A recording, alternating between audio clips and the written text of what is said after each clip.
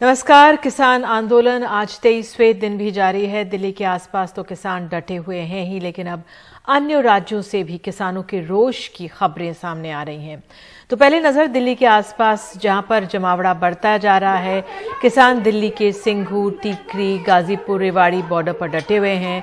साथ ही किसान आंदोलन को लेकर सुप्रीम कोर्ट में अगली सुनवाई से पहले अब रणनीति बनाने में जुटे हैं किसानों ने 4 बड़े जो नेता हैं और वकील हैं, प्रशांत भूषण और HS फुल्का समेत 4 बड़े वकीलों से सलाह मशवरा करने की बात कही है। और एक और तस्वीर आपको दिखाते हैं। मोगा पंजाब की सरबजीत कौर नौकरी छोड़कर आंदोलन में पहुंची हैं।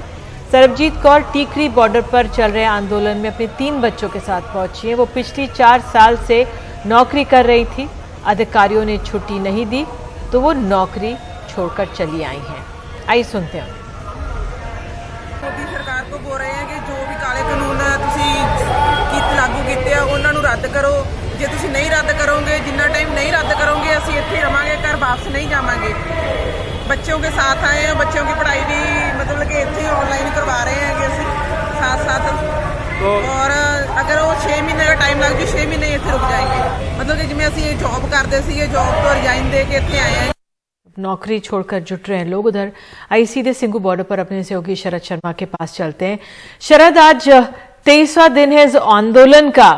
अगर आंकलन करें तो आज क्या क्या खास हुआ?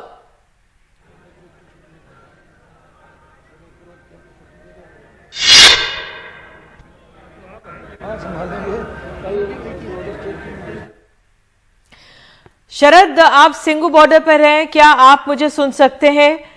आज का दिन 23वां दिन है। कहा जा रहा था कि जो वकीलों के नाम तय किए जा रहे हैं उनसे सलाह मशवरा किया जाएगा, जो एक कानूनी पहलू किसानों को समझा सकें, क्योंकि सरकार का रुख हमारे सामने है। और आज हमने देखा किस तरह से प्रधानमंत्री ने मध्य प्रदेश के किसानों के माध्यम से पूरे देश के किसानों को संबोधित किया है। लेकिन दूसरी तरफ सिंघू बॉर्डर की तरफ हम देख सकते हैं, गाजीपुर टीकरी बॉर्डर में किस तरह से तादाद जो है किसानों की वो लगातार बढ़ रही है। और आज हम कोशिश कर रहे हैं, हमारे सहयोगी सुबह से ही मौजूद हैं यहाँ पर, शरद शर्मा, उनसे समझने की कोशिश करेंगे कि आज इस आंदोलन में क्या कह रहे हैं यहाँ के किसान नेता, आज क्या क्या यहाँ पर हुआ है। शरद, तो आप बताइए, आज 23वां दिन, आज क्या क्या हुआ बॉर्डर पर?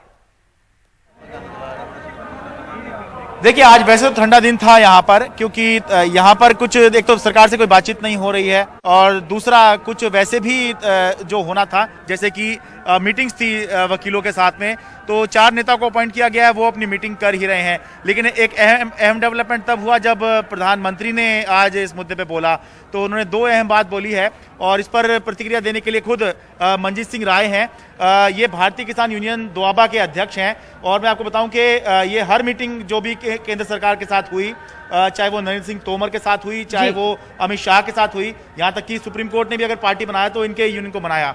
प्रधानमंत्री को आपने आज सुना होगा, वो ये कह रहे हैं कि एक तो ये रातों रात कानून नहीं आए हैं, सालों से कंसल्टेशन चल रही थी, और जब उन्होंने इसको लागू कर दिया तो हल्ला मचाया जा रहा है। देखिए, ये तो हमको भी मालूम है कि WTO के कहने पर ये कानून पहले से बने हुए थे, लेकिन कानून को जो एक्ट का दर्जा नहीं दिया गया था। हाँ। तो कहीं ना कहीं सभी सरकारें ये समझ रही थी कि इसमें हमारे भारत के किसानों का बड़ा नुकसान होगा।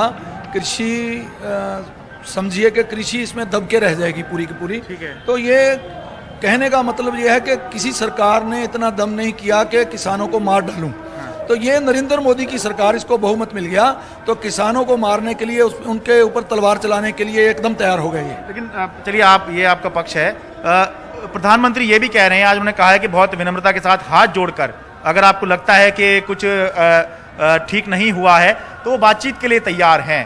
तो इस पर अब आप लोगों का क्या रुख है? अरे अपना वो मन बना लेना पहले, क्योंकि संवैधानिक तौर पे उन्होंने जो किया है वो गलत है। ये स्टेट सब्जेक्ट है, हम कितनी बार बोले, वहाँ उनके साथ मीटिंग हुई, हाँ। चर्चा हुई, उनके एक्सपर्टों के साथ चर्चा हुई, हर आर्टिकल के ऊपर चर्चा हुई, उनको बताया जो वो 33 आर्टिकल का देते हैं हवाला कि इसमें हम इंटरफेयर कर सकते हैं, अब उसको भी हमने बता दिया कि ये गलत है। आप फूड स्टफ जो बना रहे हैं फूड ग्रेन को, उसमें फूड ग्रेन में इंटरफेयर कर रहे हैं, ये गलत है। आप फूड स्टफ तो कर सकते हैं, फूड ग्रेन में नहीं। फूड ग्रेन होता है कि जो कृषि खेतों में किसान पैदा करता है, वो गेहूं पैदा करता है, वो फूड ग्रेन है। तो जब वो मंडी जाके आटे की चक्की पे पिस के उसका आटा बन जाता है तो फूड स्टफ हो जाता है, तब वो व्यापारक हो गया। जितना समय वो खेत में पैदा हुआ वो फूड ग्रेन है। तो उसमें आप नहीं दखल कर सकते संवैधानिक तौर पे।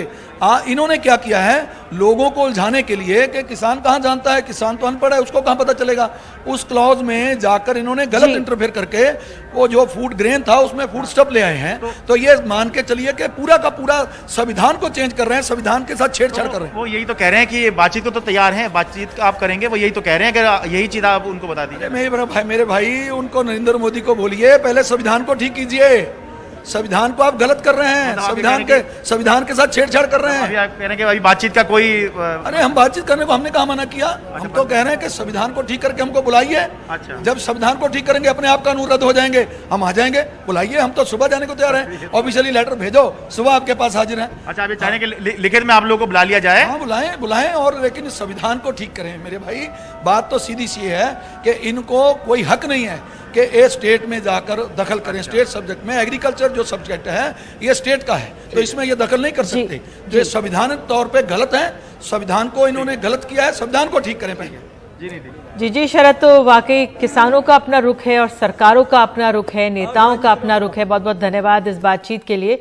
और बता देते हैं, प्रधानमंत्री ने आज मध्य प्रदेश के किसानों को संबोधित किया, लेकिन उसके जरिए उन्होंने देश भर के किसानों को संबोधित किया। उन्होंने कहा कि सालों से कृषि कानूनों में सुधार की कोशिश हो रही थी और उनकी सरकार ने कदम उठाए, तो कांग्रेस पार्टी ने इस पर पलटवार किया। उन्होंने कहा कि सरकार का जो अहंकार है वो बहुत बड़ा है, वो किसानों की नहीं सुन रहे।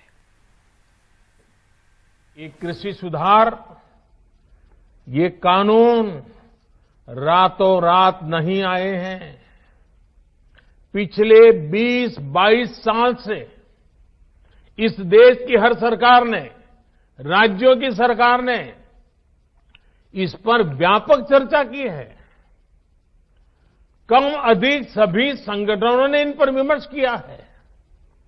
देश के किसानों के संगठन, कृषि एक्सपर्ट्स, कृषि अर्थशास्त्री, कृषि वैज्ञानिक, हमारे यहां के प्रोग्रेसिव किसान भी लगातार कृषि क्षेत्र में सुधार की मांग करते आए हैं। हिमालय की चोटी से भी ऊंचे अहंकार में डूबी मोदी सरकार के हाथ 24 अन्नदाताओं के खून से सने। मोदी सरकार अब ईस्ट इंडिया कंपनी से भी बड़ी व्यापारी कंपनी बन गई है, जो किसान की मेहनत की गंगा को मैली कर मुट्ठी भर पूंजीपतियों को पैसा कमवाने को आमादा है। मोदी सरकार को किसान से छल, कपट, ढोंग और प्रपंच बंद करना चाहिए।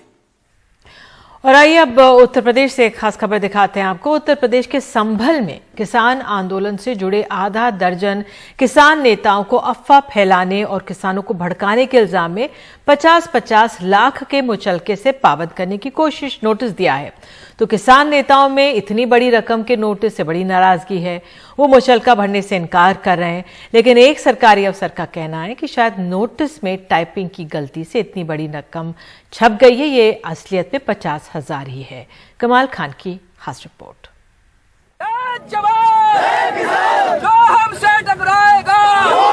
पश्चिमी यूपी में किसानों का आंदोलन तेज है। यहाँ खेती बड़ी होने और दिल्ली से पास होने की वजह से तमाम किसान दिल्ली भी पहुंच रहे हैं। इन्हें रोकने के लिए प्रशासन किसान नेताओं से मुचलके भरवाने को नोटिस दे रहा है, लेकिन आधा दर्जन किसान नेताओं को तो 50-50 लाख रुपए के मुचलके भरने का एसडीएम का आदेश मिला है। नोटिस में लिखा है कि ये 6 लोग दिल्ली वगैरह में धरने प्रदर्शन के लिए गांव-गांव जाकर किसानों को झूठी अफवाहों से भड़का रहे हैं।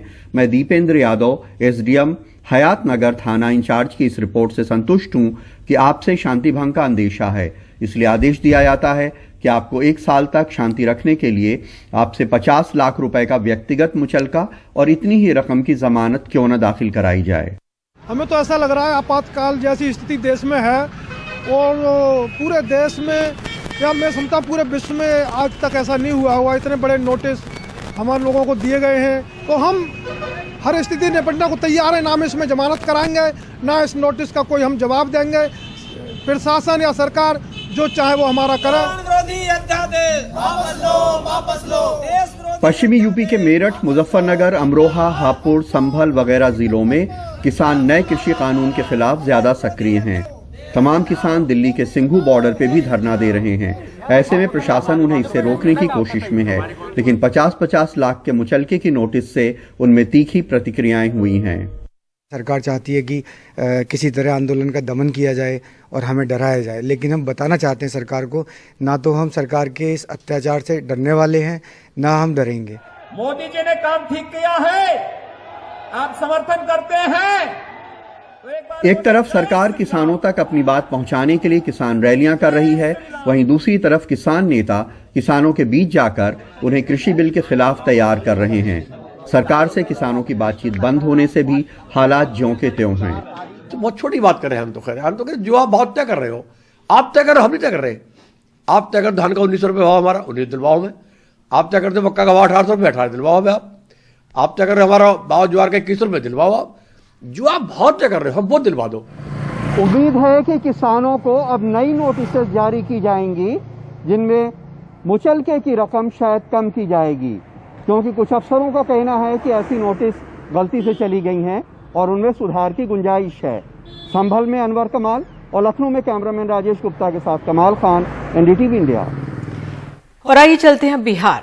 समस्तीपुर के बाद अब मुजफ्फरपुर जिले में भी कई किसानों ने गोभी की तैयार फसल को ट्रैक्टर चलाकर पूरी तरह से नष्ट कर दिया है। सरफुद्दीनपुर में 2 किसानों ने गोभी की सही दाम नहीं मिलने पर निराश होकर करीब 10 बीघा फसल पर खेत में ही ट्रैक्टर चलवा दिए। इसी गांव की महिला किसान शैल देवी ने करीब 1.5 लाख खर्चा लेकर 2 बीघा जमीन में गोभी की खेती की थी, लेकिन लागत भी नहीं मिलने से परेशान शैल देवी ने भी ट्रैक्टर चलवाकर अपनी फसल को नष्ट कर दिया है और गेहूं बो दिया है।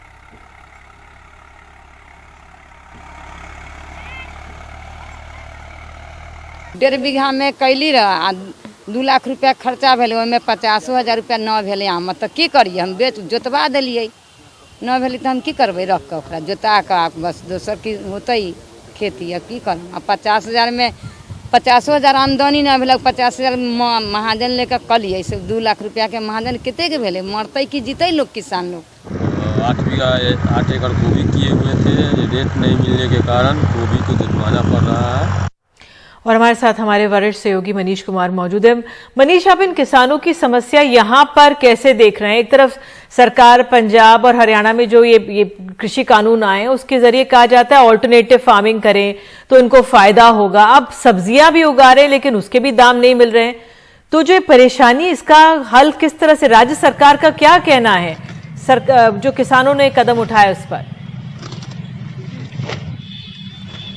देखिए, राज्य सरकार और खासकर बिहार के मुख्यमंत्री वो एक फील्ड कूट में रहते हैं निधि, और उनके हिसाब से या उनके अगर बयानों को देखें तो बिहार से अच्छा इस देश में कुछ भी नहीं है। लेकिन सच्चाई यही है कि जब आप जमीन पर जाएंगे, किसानों का हाल लेने जाएंगे, उनका जायजा लेने जाएंगे, तो वो चाहे फसलों, जैसे आपने देखा गोभी के उत्पादक हैं। अभी अब से 48 घंटे पहले अगर आपको याद हो तो केंद्रीय मंत्री रविशंकर प्रसाद ने समस्तीपुर के एक किसान ने जब अपने खेत में, गोभी के खेत में जब ट्रैक्टर चलाया था तो उन्होंने उसमें हस्तक्षेप कर उनका करीब 4 टन गोभी खरीदा था। आज जब हमारे संवाददाता वहां पर हरेश्वर गए थे तो वही किसान कह रहा था कि उसके पास में अभी भी कई टन जो है गोभी पड़ा हुआ है, लेकिन उसका खरीदार कोई नहीं है। वो बार बार जा रहे हैं, सरकार से उनको उम्मीद थी कि शायद उसके बाद भी कोई पहल करेगा, लेकिन कोई पहल करने वाला नहीं है। और बिहार की सबसे बड़ी त्रासदी यह है कि यहाँ पर डबल इंजन की सरकार होती है, प्रचार प्रसार काफी ज्यादा होता है। गेहूं की हम धान की देख रहे हैं, धान की अभी तक बिहार में कल तक सरकार का दावा था कि 2 लाख टन हमने धान अभी तक खरीद लिया है, 45 लाख टन 31 मार्च तक खरीदना है। लेकिन जब आप जमीन पर जाएंगे तो किसानों का रोना यह है कि उन्हें औने पौने दाम पर, यानी कि 1000 रुपये से लेके 1300 तक में वो निजी जो व्यापारी हैं उनको बेचने के लिए मजबूर हैं। और बिहार को शो केस बनाया गया था कि यहाँ पर एपीएमसी को 2006 में ही नीतीश कुमार ने खत्म कर दिया। लेकिन अगर आप 2006 के बाद में बिहार सरकार के ही आंकड़ों को देखेंगे निधि, तो बिहार सरकार ने धान खरीद का आज तक लक्ष्य जो है कभी प्राप्त नहीं किया। अगर आप उसको उत्पादन से अगर आप कंपेयर करेंगे तो जो सरकारी आंकड़े हैं उसके हिसाब से भी 15 से 20% जो कुल उत्पादन होता है वही प्रोक्योर किया जाता है। तो बिहार एक ऐसा राज्य है यहाँ पर किसान, चूंकि यहाँ पर स्मॉल मार्जिनल फार्मर्स होते हैं, किसान होते हैं, तो वो आंदोलन नहीं करते हैं क्योंकि उनके लिए एक तरह से अपनी अस्तित्व की लड़ाई वो लड़ते रहते हैं। तो उनकी कोई सूद लेने वाला नहीं है और सरकार जितना भी खरीदती है उसी को कहती है कि इससे बेहतर तो कुछ हो ही नहीं सकता है, क्योंकि आज से पहले ऐसा कभी होता ही नहीं था।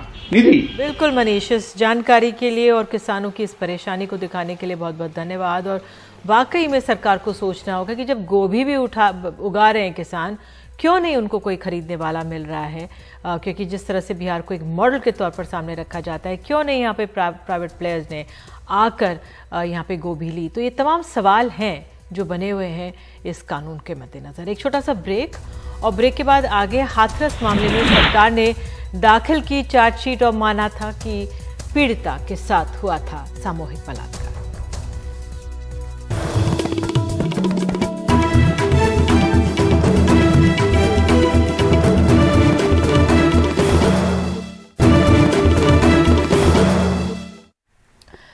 और अब वो हाथरस मामला जो एक भयावह केस था जहां पर सामूहिक बलात्कार और साथ ही गंभीर चोटें दी गई थी लड़की को, उसको प्रताड़ित किया गया था। तो आज इस मामले में सीबीआई ने चार्जशीट दाखिल कर चारों आरोपियों पर रेप और हत्या की धाराएं लगाई हैं। संदीप, लवकुश, रवि, रामू पर बलात्कार की धाराएं हैं। 302 हत्या, 376 बलात्कार, 376A बलात्कार से जख्मी करना, 376D सामूहिक बलात्कार। तो 14 सितंबर को 19 साल की अनुसूचित जाति की लड़की से बलात्कार और गला दबाने की वारदात हुई थी। इस दौरान लड़की को गंभीर चोटें भी आई थी। दिल्ली के सफदरजंग अस्पताल में इलाज के दौरान 29 सितंबर को लड़की की मौत हो गई थी। पुलिस प्रशासन ने 30 सितंबर की रात को पीड़िता के परिवार की गैर मौजूदगी में देर रात पीड़िता का अंतिम संस्कार कर दिया था, जबकि स्थानीय प्रशासन का कहना था कि परिवार की इच्छा के मुताबिक ही अंतिम संस्कार किया गया था। और इस पूरे मामले पर हमारे सहयोगी सौरभ शुक्ला हाथरस पहुंचे हुए जानकारी दे रहे हैं। जी निधि, इस वक्त हम हाथरस जिला कोर्ट के बाहर मौजूद हैं। लगभग 2 बजे के करीब सीबीआई की टीम यहां पर पहुंची और जो है बंडलों में दस्तावेज उनके हाथ में थे, जो है चार्जशीट यहां पर फाइल कर दी गई और जो तमाम कयास आरोप प्रत्यारोप लगाए गए इन 3-4 महीनों में उन्हें कहीं ना कहीं खारिज करते हुए सीबीआई की चार्जशीट में सीबीआई ने यह साफ किया है कि जो चारों आरोपी हैं, संदीप, लवकुश, रवि और रामू, इन चारों ने पीड़िता के साथ गैंगरेप किया, उसके बाद पीटा, जिससे उसकी मौत हो गई। इन तीनों आरोपियों पर धारा 302 जो कि मर्डर, धारा 376D जो कि गैंगरेप, 376 मारपीट और रेप करने की धारा, और इसके अलावा SC/ST एक्ट के तहत भी धाराएं लगाई गई हैं क्योंकि पीड़ित अनुसूचित जाति की थी और ये जो चारों आरोपी हैं ये ऊंची जाति के हैं। तो लगातार जो निधि इस पूरे मामले में कहा जा रहा था कि नहीं यहाँ पर जो बताया जा रहा है गलत है, पीड़ित परिवार थोड़ा सा झूठ बोल रहा है, तमाम तरीके से कॉल रिकॉर्ड्स भी प्लांट कराए गए कि नहीं, कॉल रिकॉर्ड्स में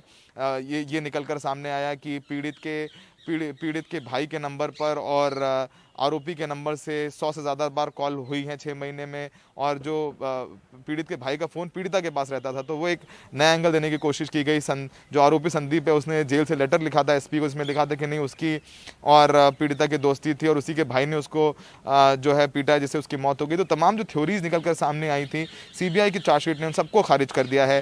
सीबीआई ने साफ तौर पर चार्ज कोर्ट में कहा है कि जो चारों आरोपी हैं वो बराबर के दोषी हैं और ये कहा जा रहा था कि नहीं संदीप है, बाकी 3 तो उस वक्त मौके पर थे ही नहीं। तो वो तमाम चीज़ें कही गई और सीबीआई ने इस पूरे मामले में 100 से ज़्यादा गवाहों के बयान दर्ज किए हैं। तो काफ़ी डिजिटल एविडेंस हैं सीबीआई के पास में। आरोपी से तो पूछताछ की गई। इसके अलावा आरोपियों के परिवार वालों से, पीड़ित के परिवार वालों से, रिश्ते नातेदारों से बात हुई, गांव वालों के बयान लिए गए। जो खेत जिसका था, उस शख्स का नाम छोटू है, उसका भी बयान लिया गया। तमाम डिजिटल एविडेंस थे। इन चारों आरोपियों का नवंबर में गांधीनगर ले जाकर गुजरात में इन सबका पॉलीग्राफिक और ब्रेन मैपिंग टेस्ट कराया गया, जिसके बाद सीबीआई इस निष्कर्ष पर पहुंची है कि इन चारों ने 19 साल की पीड़िता को 14 सितंबर को इसके साथ रेप किया और गैंग रेप किया। उसके बाद उसको पीटा, जिससे कि उसकी मौत हो गई। तो जो एफएसएल रिपोर्ट यूपी पुलिस बता रही थी कि इस एफएसएल रिपोर्ट में गैंग रेप की पुष्टि नहीं हुई है, तो कहीं ना कहीं उस पर भी सवालिया निशान खड़े हो गए हैं, क्योंकि सीबीआई की जांच में ये सामने आया है कि गैंग रेप हुआ था। तो तमाम जानकारी चार्जशीट में है। चार्जशीट का भी कोर्ट ने संज्ञान लिया है। जब कॉपीज़ दी जाएंगी तो हम लोग भी कोशिश करेंगे कि पढ़ें कि किन जो है बयानों के आधार पर या किन एविडेंस के आधार पर सीबीआई इस निष्कर्ष पर पहुंची है कि इन चारों ने गैंग रेप किया था और इस पीड़िता को मारने में इन चारों का बराबरी का योगदान था। तो फिलहाल ये कह सकते हैं परिवार के लिए एक बड़ी जीत है, क्योंकि जो पहले दिन से कहते आ रहे थे उनको वो ही सही साबित हुए। और जो तमाम थ्योरीज दी जा रही थी ऑनर किलिंग की हो, चाहे वो एक दोस्ती की बात आ रही थी पीड़िता और आरोपी के बीच, वो सब कुछ खारिज करते हुए सीबीआई ने चारों आरोपियों को गैंग रेप और मर्डर के तहत दोषी अपनी चार्जशीट में करार दिया है। हाथरस में सहयोगी सचिन के साथ सौरभ शुक्ला, एनडीटीवी इंडिया। जी, और एक छोटा सा ब्रेक, आगे बताएंगे कर्नाटक में आईफोन बनाने वाली फैक्ट्री में आखिर किसने किया था हंगामा।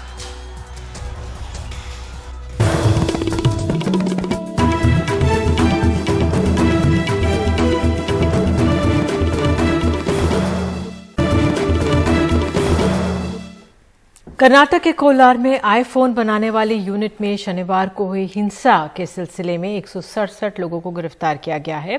वामपंथी संगठन एसएफआई के एक नेता श्रीकांत को पुलिस ने पूछताछ के लिए बुलाया, बाद में छोड़ दिया, जो कि अब भूमिगत हो गया है क्योंकि उसके साथियों के मुताबिक उसे जान का खतरा है। लेकिन सोशल मीडिया पर उसकी गिरफ्तारी की खबर चली तो एसएफआई ने भी सेव श्रीकांत नाम से कैंपेन शुरू किया।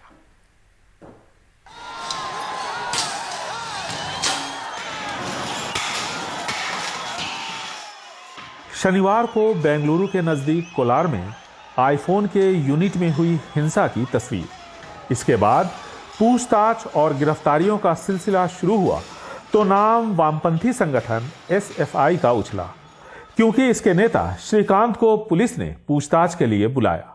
हालांकि बाद में उसे छोड़ दिया, लेकिन सोशल मीडिया पर किसी ने उसकी गिरफ्तारी की खबर चला दी और कुछ टीवी चैनल्स ने भी।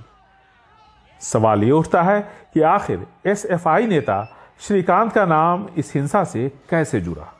इन Kolar MP giving to the political provocated statement. स्थानीय बीजेपी विधायक मुनि स्वामी ने श्रीकांत का नाम लिया और यहीं से पुलिस ने उसे पूछताछ के लिए बुलाया। अब हम बेवजह के इस परेशानी से श्रीकांत को बचाने के लिए ये कैंपेन चला रहे हैं। और Srikanth and stand with Srikanth we campaigning. Police से क्लीन चिट मिलने के बाद श्रीकांत अपनी हिफाजत के लिए कहीं छिप गया है।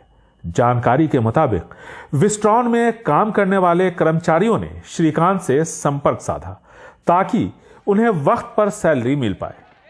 श्रीकांत जिले के बड़े अधिकारियों के दफ्तर के बाहर प्रदर्शन की योजना बना रहा था।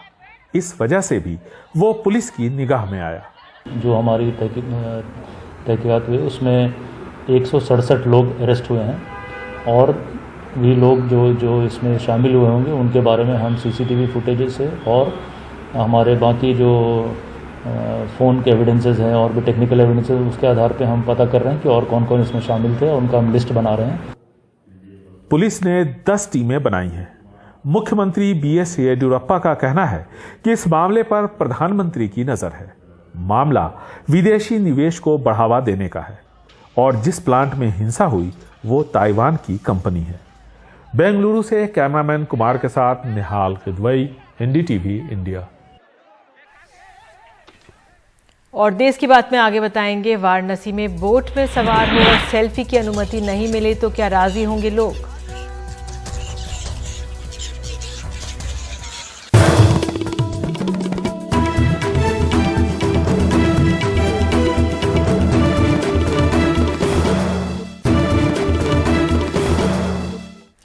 और अब खबर है बनारस से। वाराणसी प्रशासन ने एक एडवाइजरी जारी की है जिसमें सभी यात्रियों को लाइफ जैकेट पहनने और नाव पर सेल्फी ना देने की हिदायत दी है। इस पर हिदायत को पूरा करने में नाविकों को उनके पसीने छूट रहे हैं और उनकी रोजी रोटी पर संकट आ गया है, बता रहे हैं हमारे सहयोगी अजय सिंह। हर साल इस मौसम में 7 समंदर पार से यहाँ आने वाले ये परदेसी परिंदे इस साल भी आए हैं और मौसम के साथ माहौल का भी भरपूर आनंद ले रहे हैं, क्योंकि इन पर कोई पाबंदी नहीं है। लेकिन इन्हीं की तरह देश विदेश से आने वाले सैलानी बीते वर्षों की तरह नाव पर आज़ादी से घूम फिर नहीं पा रहे हैं, क्योंकि इन पर इस साल कुछ पाबंदी जो लगी है। वाराणसी में हालांकि कुछ निर्देश जारी किए गए हैं, जिसमें सभी जितने भी पैसेंजर होंगे, यात्री पर्यटक होंगे, उन सबको लाइफ जैकेट पहनना अनिवार्य किया गया है। इसी तरह नाविकों के साथ भी एक्सीडेंट ना हो जाए तो नाविकों को भी लाइफ जैकेट पहनना अनिवार्य किया गया है। सेल्फी पे रोक का खुद नाविक जो एसोसिएशन है उनकी वार्ता हुई थी पुलिस प्रशासन के साथ, तो नाविकों ने खुद सजेस्ट किया था कि सेल्फी जो यात्री लेते हैं उन पे रोक लगाई जाए, क्योंकि खड़े होकर सेल्फी लेने से नाव का बैलेंस डगमगाता है और उसी से एक्सीडेंट के चांस भी बनते हैं। तो वो नाविकों ने और प्रशासन ने मिलकर प्रतिबंध यात्रियों पर लगाया है। लाइफ जैकेट का फरमान नाविकों को भारी पड़ रहा है, क्योंकि कोरोना की वजह से हर कोई किसी दूसरे की उतारी हुई जैकेट को पहनने से मना कर रहा है। जो लाइफ जैकेट है, लाइफ जैकेट एक ग्राहक से दूसरे ग्राहक को हम दे रहे हैं, तो ये ग्राहक बोल रहा है कि ये कोविड-19 के चक्कर में आप वो भी पहना था, वो दोबारा हमको पहना रहे हो, तो इसलिए ग्राहक मेरा भड़क जा रहा है और ग्राहक भड़क के हम लोग का भाग जा रहा है। सिर्फ लाइफ जैकेट ही नहीं, सेल्फी खींचने की मनाही भी एक अलग किस्म की परेशानी पैदा कर रही है। सेल्फी ले रहे मना करे तो उस पर बहस कर रहे हैं कि अब इतना पैसा हम दे रहे तो हम सेल्फी तो लेंगे, मना करने पे बहस कर ले, उतर जा रहे लड़ाई करने के ऊपर, तो उस पर सब देखा जा रहा है। मतलब मना करने के बावजूद वो लोग मान नहीं रहे पूरी तरह से। बेशक ये लोगों की सुरक्षा के लिए है, लेकिन लोग इसे अपने आनंद में बाधा मानकर इसका पूरा पालन नहीं कर रहे हैं। वाराणसी से अजय सिंह, NDTV इंडिया।